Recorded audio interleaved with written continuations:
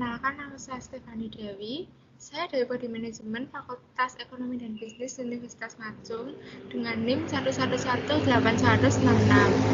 Nah, di video kali ini, dalam rangka pengumpulan kuis besar 2 mata kuliah IT Praktik, saya akan menjelaskan hasil analisis saya mengenai pemasangan Facebook Ads yang dilakukan untuk toko bangunan di Stoya yang dilakukan 2 kali, yaitu pada tanggal 10 sampai 11 Oktober 2020 dan juga pada tanggal 3 sampai 6 November 2020.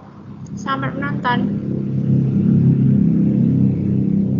Jadi, dalam hal setting, pada penayangan iklan tanggal 10 sampai 11 Oktober 2020 dan hari itu bertepatan dengan hari Sabtu dan Minggu di weekend. Lokasi yang ditentukan adalah di Indonesia yang dikhususkan pada Jawa Timur dengan range umur pemirsa mulai dari 25 tahun sampai 60 tahun dengan minat bahan bangunan, perombakan, properti, perbaikan rumah, konstruksi rumah, bangunan, home construction, dan retail atau kontraktor. Sedangkan pada tanggal 3 sampai 6 November 2020 yang dilakukan pada hari Selasa sampai Jumat, ada sedikit perubahan pada lokasi dan range umur dan juga minat. Di lokasinya yang awalnya pada tanggal 10 sampai 11 hanya di Jawa Timur, ini diperluas menjadi Jawa Timur, Jawa Tengah, dan Jawa Barat. Range umurnya yang mulai dari 25, di penayangan iklan kedua ini dimulai dari 21, dan diakhiri dengan 60, sedangkan yang di penayangan kedua ini diakhiri dengan umur 64 tahun, dengan minat yang berbeda, yaitu dalam hal desain interior, teknik sipil, atau arsitektur. Jadi, dari perbandingan ini, dapat diketahui bahwa setting yang untuk iklan kedua ini diperluas. Dalam hal lokasi juga diperluas, jadi tidak hanya mencakup Jawa Timur, melainkan Jawa Tengah dan Jawa Barat. Kemudian untuk umurnya juga diperluas, yang awalnya mulai 25, diubah menjadi 21, sampai 60, diubah menjadi 64. Dengan harapan jangkauan pemirsa yang didapatkan akan semakin lebih luas. Kemudian untuk performance atau kinerja iklan, untuk penayangan iklan pada tanggal 10 sampai 11 Oktober didapatkan data bahwa hasil interaksinya itu 236 dengan jumlah yang dibelanjakan sebesar 20.000. Jadi tingkat hasil yang didapatkan persentasenya adalah 20,59%, sedangkan biaya per hasilnya 87, hasil interaksinya 188. Dapat dilihat dari grafik ini bahwa hasil interaksi dan juga biaya per hasil pun mengalami penurunan. Pada tanggal 10 yang mencapai angka 200-an menjadi tidak sampai 100 pada tanggal 11. Kemudian juga diikuti dengan biaya per hasil yang mengalami penurunan. Yang awalnya biaya per hasilnya hampir 90 menjadi yang pada tanggal 11 menjadi kurang dari 80.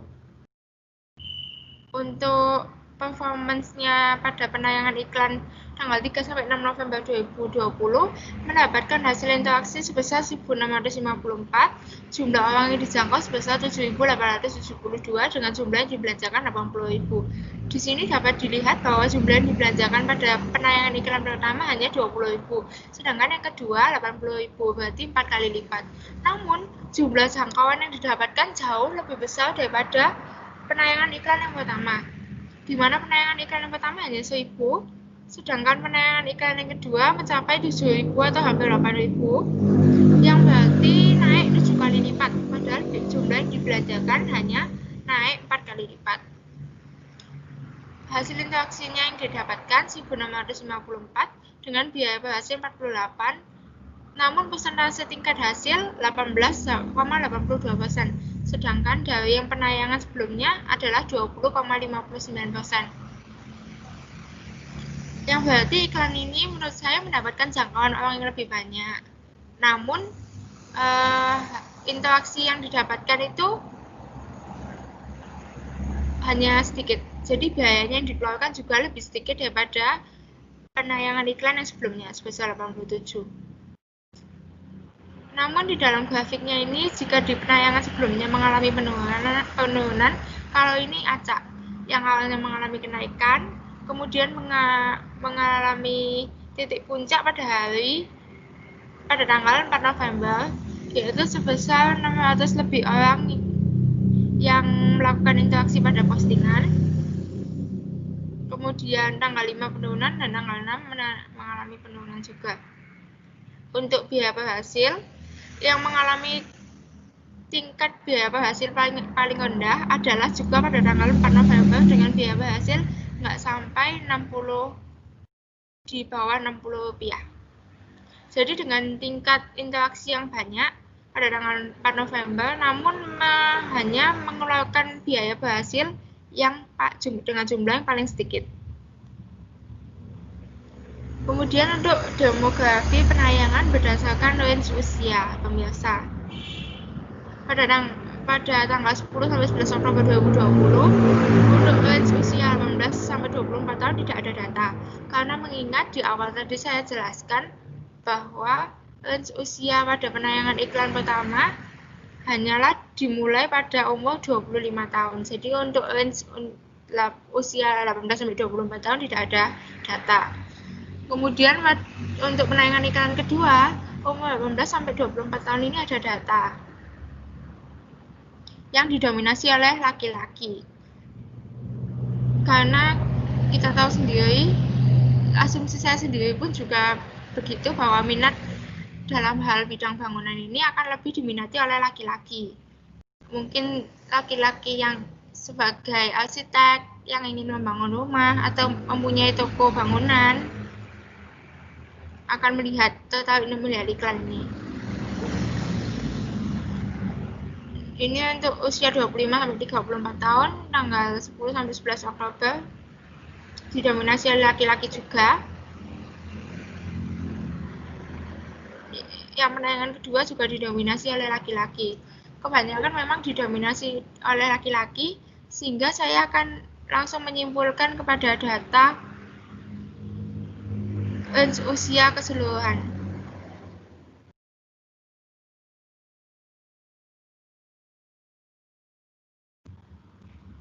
Sebentar ya. Jadi pada tanggal 10 jadi kesimpulannya pada tanggal penayangan 10 sampai 11 Oktober 2020 mendapatkan hasil interaksi postingan dan jangkauan yang besar terhadap laki-laki yang berusia 25 sampai 34 tahun. Yang berarti adalah usia produktif bagi orang untuk bekerja. Seperti yang saya sebutkan tadi, bekerja sebagai arsitek, atau yang sedang merencanakan pembangunan rumah, atau yang memiliki toko bangunan, menjalankan usaha orang tua, dan lain-lain. Dan yang paling tidak produktif adalah penayangan iklan pada usia 55 sampai 64 tahun. Sedangkan untuk penayangan iklan pada tanggal 3 sampai 6 November itu mendapatkan hasil interaksi yang paling banyak dari usia 18 sampai 24 tahun dan 25 sampai 34 tahun. Yang berarti pengubahan range usia yang dilakukan pada penayangan iklan kedua ini adalah tepat. Karena besarnya minat range usia 18 sampai 24 tahun pada penayangan iklan toko bangunan di saya ini. Jadi untuk penayangan iklan selanjutnya saya sarankan berada di range usia 18-24, 25-34, 35-44 pun masih boleh. Tetapi mungkin lebih dipersempit jadi 55 sampai 64 dan 45 sampai 54 tidak usah. Karena kecilnya minat pemirsa pada usia ini untuk penayangan iklan toko bangunan di saya. Lebih kepada usia yang produktif, yaitu 18 sampai 24 maupun 25 sampai 34. Mengenai lokasi penayangan, pada tanggal 10 sampai 11 Oktober 2020, yaitu penayangan iklan yang pertama, hanya ditempatkan pada Jawa Timur, mendapatkan hasil sebesar 236 dan jangkauan sebesar 1010. Jadi dari sini dapat dilihat bahwa tidak ada penayangan yang menyalahi target yang kita tentukan.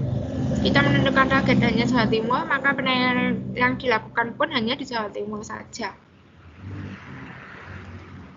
Kemudian untuk lokasi penayangan pada penayangan iklan kedua pada tanggal 3 sampai 6 November 2020 mendapatkan hasil yang paling besar maupun mulai tanggal 4 sampai tanggal 6 hasilnya itu yang paling besar berada di kota Jawa Tengah. Jawa Timur dan Jawa Barat kalah dengan hasil yang didapatkan dari Jawa Tengah. Di mana pada tanggal 4 hasil dari Jawa Tengah sebanyak 333 dan 250 tanggal 5 258 dan tanggal 6 pun mendapatkan 94 hasil yang merupakan hasil yang paling banyak daripada penayangan di hari itu untuk lokasi Jawa Timur dan Jawa Tengah. Jadi dapat disimpulkan bahwa penayangan iklan kami di daerah Jawa Tengah bekerja lebih efektif daripada di Jawa Timur maupun di Jawa Barat.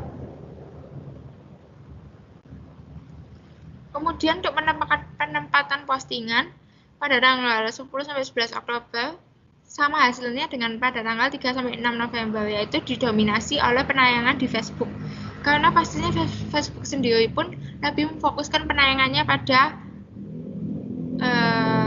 aplikasinya sendiri, meskipun Instagram pun juga miliknya, namun lebih difokuskan kepada Facebook. Penempatan iklannya lebih difokuskan di Facebook.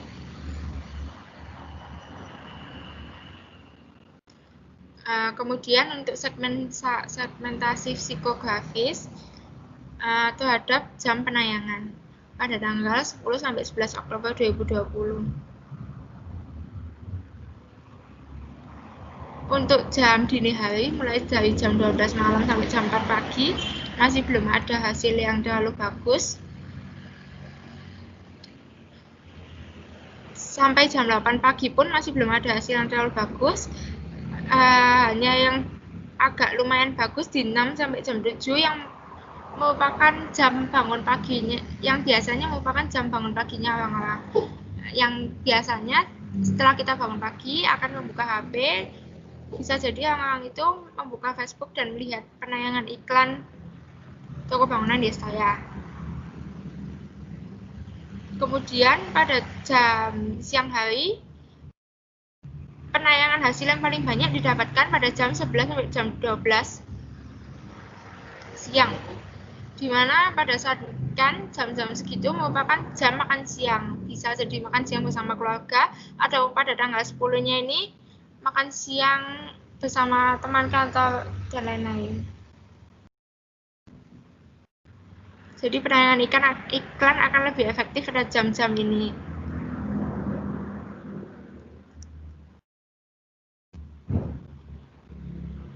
Kemudian untuk malam hari, penayangan iklan paling efektif adalah jam 8 sampai jam 9 malam.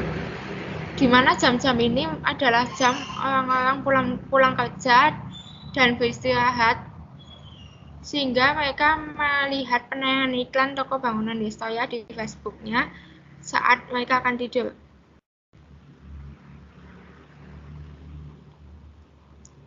Kemudian untuk penayangan iklan pada 3 sampai 6 November 2020, hasil yang dini hari masih belum cukup baik karena orang pun juga belum bangun. Kemudian pada weekdays ini, penayangan weekdays ini mendapatkan hasil yang efektif pada jam 11 sampai jam 12 dan juga jam 12 sampai jam 13. Yang berarti jam ini adalah jam-jam makan siang para pekerja yang sedang melakukan pekerjaannya di weekdays ini.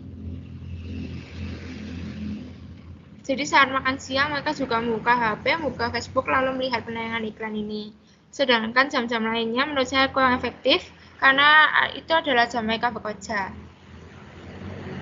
Sedangkan untuk jam sore hari itu paling efektif mulai jam 6 sore sampai jam 10 malam.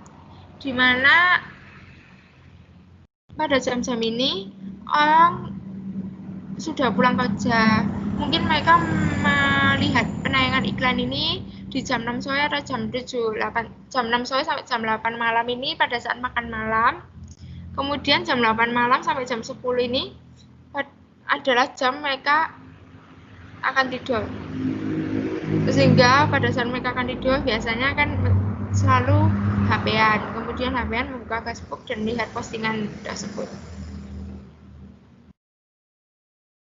Kemudian untuk penayangan pada platform dan perangkat untuk tanggal 10 sampai 11 Oktober 2020 paling banyak ditampilkan di Facebook dengan perangkat smartphone Android yang berarti menunjukkan bahwa kebanyakan pemirsa yang melihat iklan kita adalah pemirsa dengan golongan kelas menengah yang memiliki HP Android. Sedangkan kurang bekerja dengan baik pada pemirsa yang golongan atas, seperti pada perangkat iPhone ini. Karena hanya ditunjukkan hasilnya hanya satu. Oke. Kemudian untuk penayangan pada 3 sampai 6 November itu yang di Facebook paling banyak juga tetap dikuasai oleh smartphone dengan hasil yang jauh lebih berbeda daripada tablet, desktop, dan iPhone maupun yang lainnya. Di mana tablet, desktop, iPhone nggak sampai 10, sedangkan yang ditayangkan pada perangkat smartphone Android mencapai 1000 lebih. Jadi dapat disimpulkan bahwa penayangan iklan toko bangunan Destroya ini terbaik pada kelas menengah ke bawah yang menggunakan HP Android. Sedangkan tidak bekerja sama sekali pada orang kelas menengah atas sampai atas yang menggunakan HP iPhone maupun tablet. Di desktop pun tidak bekerja terlalu baik karena sudah jarangnya orang yang menggunakan desktop di masa sekarang ini. Sekian presentasi saya. Terima kasih atas perhatiannya.